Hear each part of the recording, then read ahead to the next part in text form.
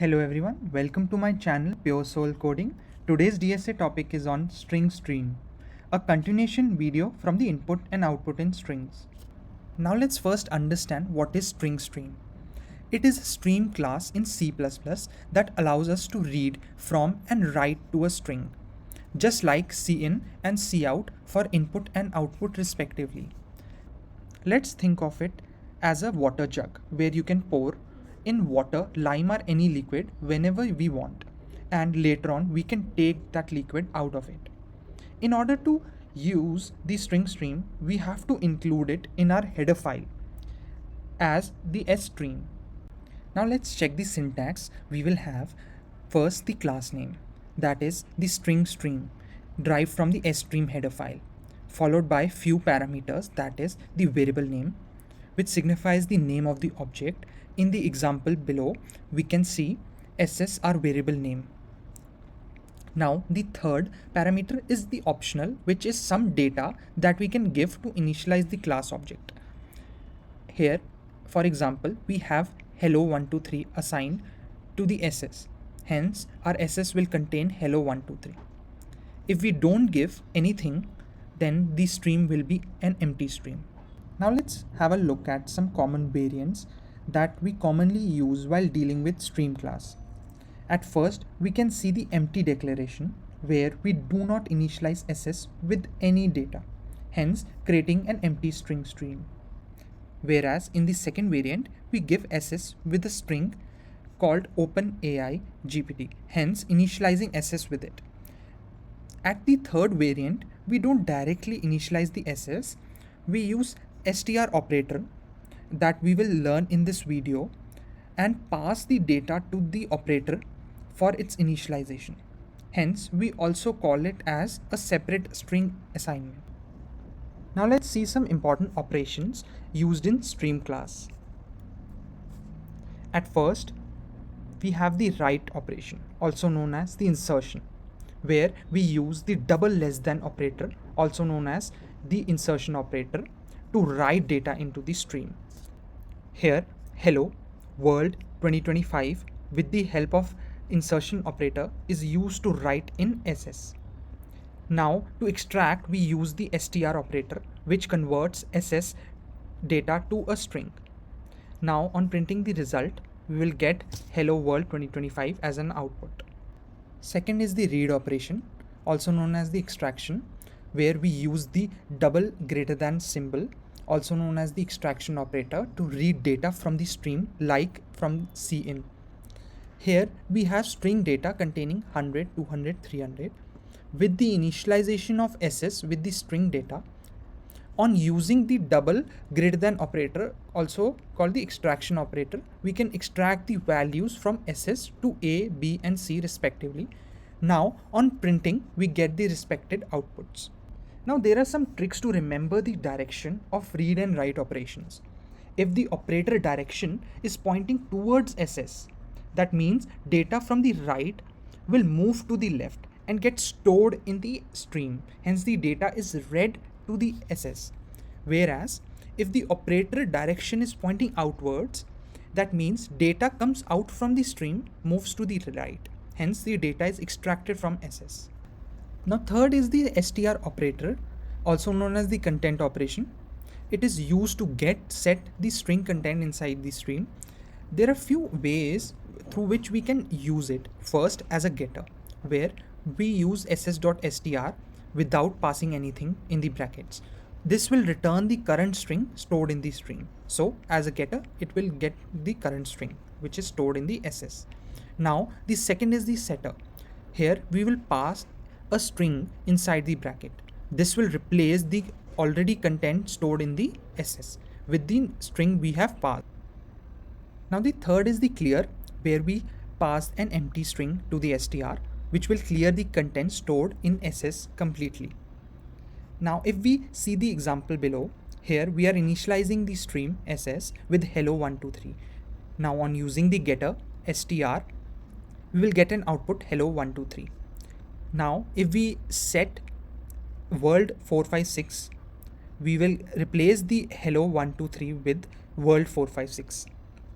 On using the third property, passing an empty string, it will replace everything inside the SS with an empty string.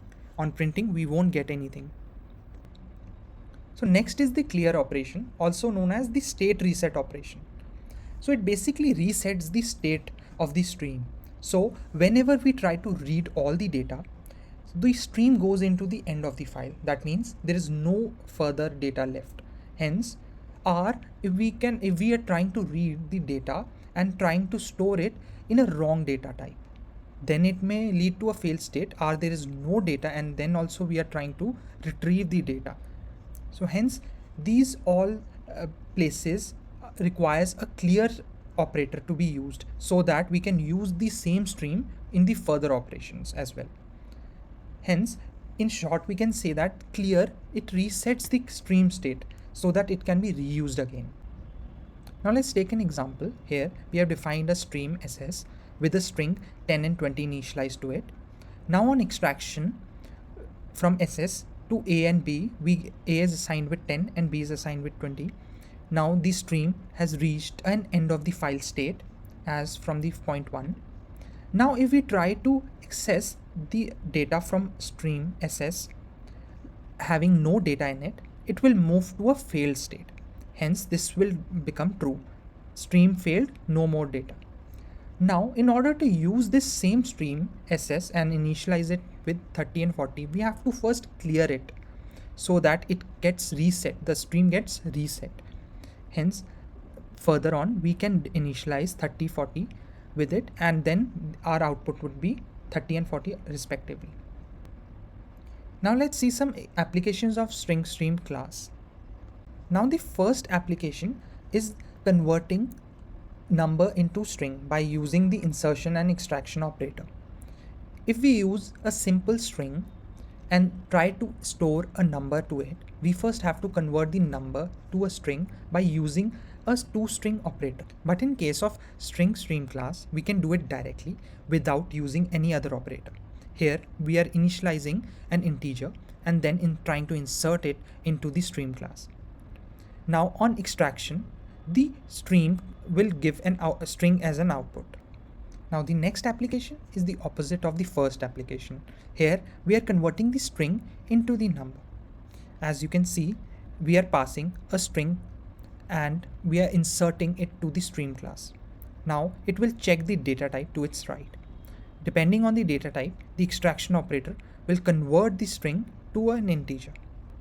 Now this second application is we can pass a string of many values into a separate variables. That means if we are given a stream and a string is initialized to it having a double, an integer and a character into a single string, then on extraction it will extract each of the data depending on the data type it is getting extracted to. Now the third application involves the use of .str member function, which can convert any number of data members in a stream to a single string. So if we pass a double, a string, integer and a character to a stream, on using the .str, it acts as a getter. It will extract all the data members from the stream and convert it to a single string and return as an output. Now the next application involves extensive reusability of the stream class. By using the .clear operator, which empty downs the stream for further use. It not only reduces the space complexity, it also increases the code efficiency and readability. So instead of creating multiple data members in the same program, we can reutilize the same class again and again. Now let's look at the different types of StringStream class. At first, we have the StringStream, which handles the extraction and the insertion, both. Whereas the istream, where I stands for the input, handles only the extraction. Whereas the ostream, where O stands for the output, handles only the insertion. Now let's see the code of the istream and ostream class and compare. Now first in the istream, we are initializing it with the string user data containing John 25 and 8.15, a single string. Now on using the extraction operator, we can read the data from the ISS and on printing we get following as an output. Now as we compare with the ostringstream class, here we can only write using the insertion operator, where Alice 30 and 5.5 to the OSS, and on printing we get the following as an output. Now here for printing we first have to retrieve the data, which is not possible by using the extraction operator. Hence we take the help of the str operator to extract the data from the OSS. In this video we learned how StringStream can be an important way to deal with strings. At first, we saw the definition of the StringStream class, which states that it is a powerful tool for manipulating strings as if they were input and output streams. Then we saw the syntax, which involved the data type StringStream followed by the stream name with an optional string used for initialization. Then we moved on to the operations involving the insertion, extraction, str, clear operators with an example. After that, we looked at some applications of the stream class, which involved splitting, passing, and conversion of strings. Finally, we discussed the different types of the StringStream classes, each designed for different use cases. That's all for this lecture. In the next video, we will be learning another DSA topic on linked list. Thanks for watching.